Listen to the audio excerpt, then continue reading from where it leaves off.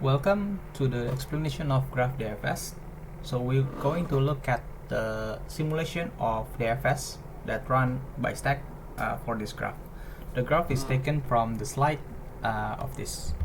So let's start the explanation. So first we have push operation. So we're going to push A as our first initial nodes to here. And then after that we're going to pop because this is the the first and the only elements, so we're going to pop A from the stack.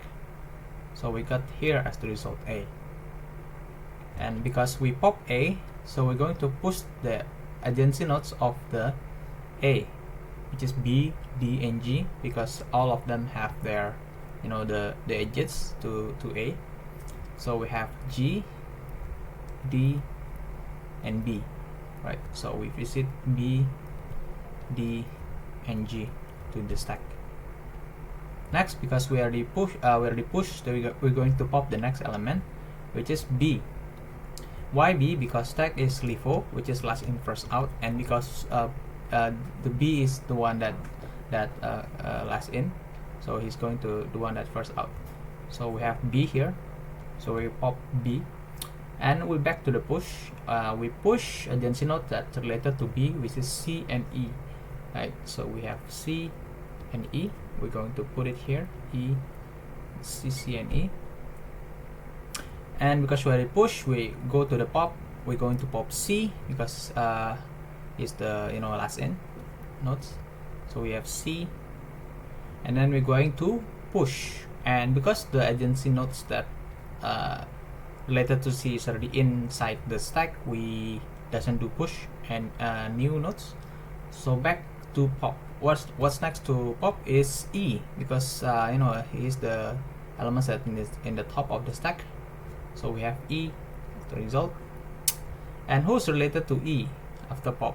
So we have F, G already inside. So we have F, we put it F to here.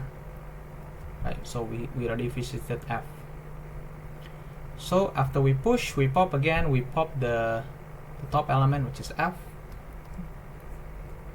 F adjacency nodes is already in the stack, so we're going to skip the push. So next, who's going to be pop?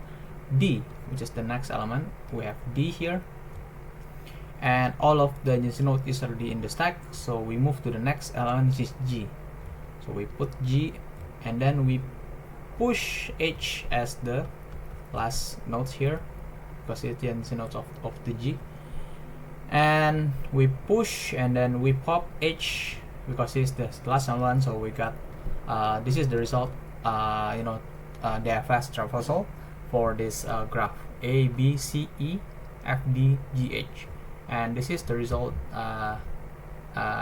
that's showed in the slide. So A, B, C, E, and F, D, G, H.